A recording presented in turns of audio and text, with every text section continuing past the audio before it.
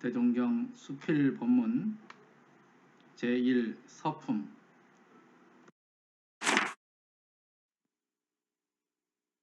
11 서품 15장 제13장 대종사 불법에 대한 선언. 대종사께서 단원의 기도가 끝난 후에는 모든 신자에게 불법으로서 말씀하여 가라사대, 이제는 우리가 배우는 것도 부처님의 도덕이요, 후진을 잘 가르치자는 것도 또한 부처님의 도덕이니 제군은 먼저 이 불법의 대의를 연구하여 생로병사와 인과보응의 이치를 자각하여야 할 것이다.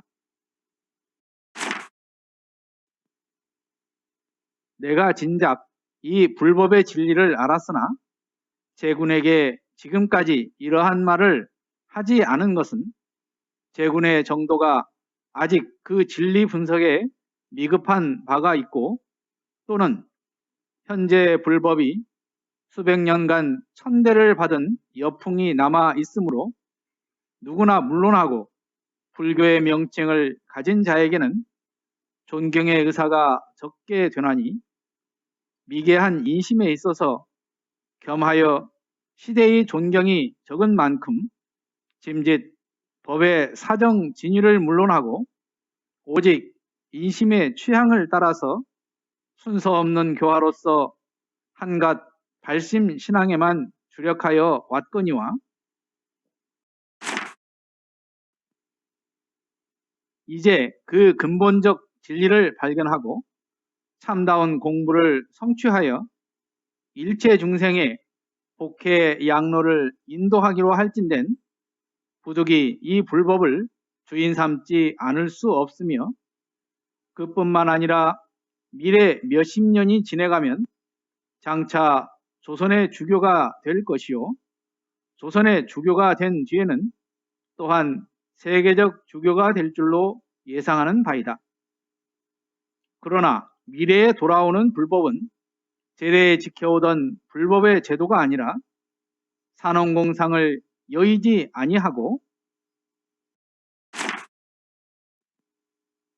또는 제세 출세를 물론하고 일반적으로 공부하는 불법이 될 것이며, 부처를 숭배하는 것도 한갓 개별적 등상불에만 귀할 것이 아니라 우주만물 허공을 다 부처로 알게 되므로 일과 공부가 따로 있지 아니하고 세상일을 잘 알아 잘 행하면 그것이 곧 불법 공부를 잘 아는 사람이요, 공부를 잘하면 세상일을 잘하는 사람이라고 할 것이며, 또는 불공하는 법도 불공할 처소와 부처가 따로 있는 것이 아니라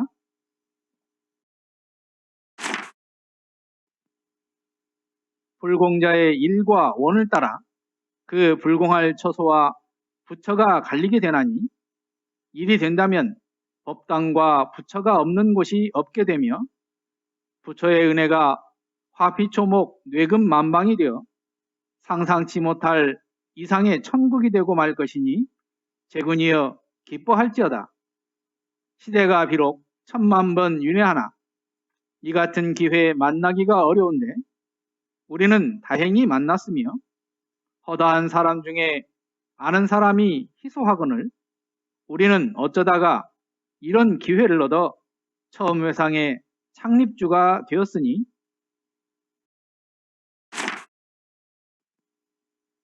제군은 오늘에 있어서 아직 증명하지 못할 나의 말일지라도 허무하다 생각하지 말고 모든 지도에 의하여 차차 지내가면 불어난 장래에 가히 그 실질을 보게 될 것이다 하시니, 당원 등은 일제히 기뻐하며 신수봉청하는지라 대종사께서 이에 사업기관인 저축조합의 이름을 고쳐 불법연구회 기성조합이라 명칭하시고 그 외 모든 기록에도 일제히 불법의 명호를 쓰게 하시니 때는 곧 10월 6일이었다.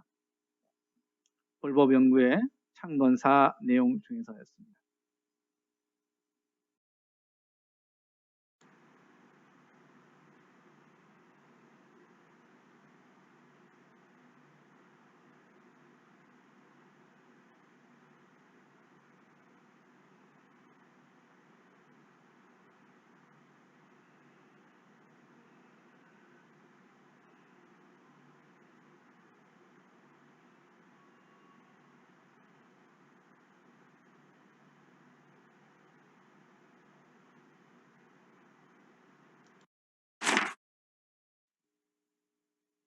서품 15장에 나와 있는 내용은 불법에 대한 선언입니다.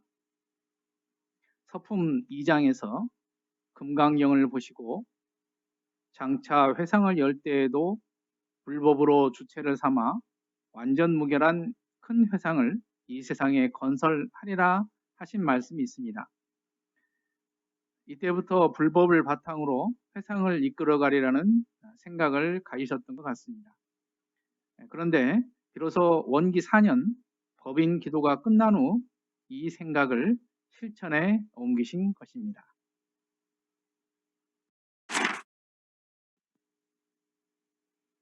여기에 보면 추향이라는 말이 있습니다.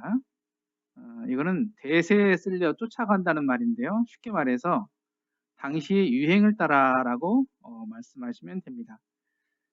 그때 당시의 유행은 사람들이 신비로운 것을 추구하던 때였습니다. 그래서 진작 이 불법의 진리를 알았으나 아직 진리 분석이 미흡한 바 있고 또한 불교가 천대를 받았던 그런 여풍이 있어서 아직 말을 하지 않았다가 이제 어느 정도 제자들의 의식이 정법으로 무르익어갈 때까지 기다렸다가 이제 그 불법을 선언하셨다고 하신 것입니다.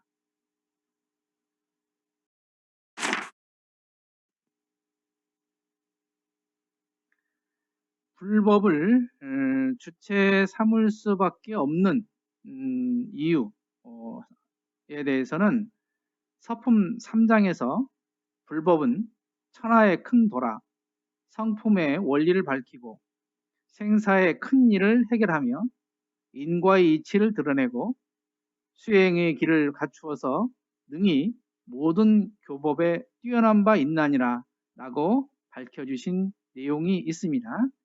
그것이 바로 앞으로의 장차 조선의 주교가 될 것이고 세계적인 주교가 될 것이다. 이렇게 이제 예상을 이제 하시는 것이죠.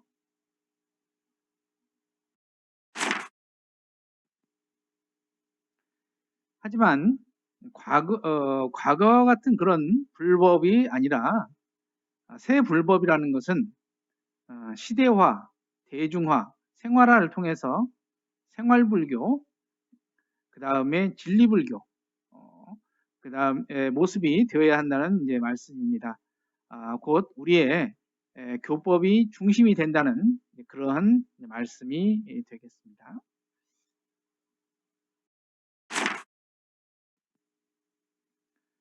여기에서 화피초목 뇌금만방이라는 말이 나오는데요. 이 말은 천자문에 나오는 글귀입니다. 부처님의 은혜가 사람뿐만 아니라 이러한 초목까지에 미치고 그리고 만방으로 다 고루고루 미치게 된다 이런 이제 뜻이 됩니다. 이러한 불국토를 만들 우리 회상에 이제 참여하는 그리고 참여하고 또 회상의 창립주가 된 것이 어찌 기쁘지 않을 수 있을까 그런 말씀입니다.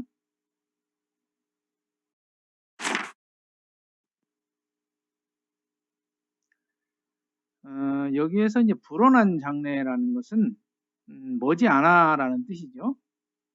지금 한국의 원불교가 4대 종교의 반열에 오른 것을 보면 대종사님께서 예언하신 대로 그 실질을 지금 우리가 보고 있는 것이 아닌가 이런 생각을 해봅니다. 그래서 원기 4년 1919년이죠. 10월 6일부터 이제는 모든 기록에 불법이라는 명호를 쓰기 시작을 합니다. 그리고 나중에는 불법연구회라고 해서 기성조합을 떼고요.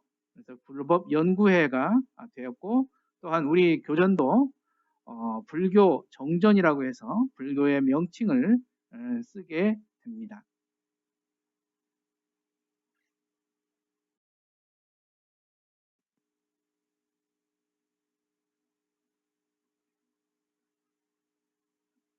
이상으로 대종경 수필 법문 봉독회를 마칩니다. 마음 공부 잘하여서 새 세상의 주인 됩시다. 감사합니다.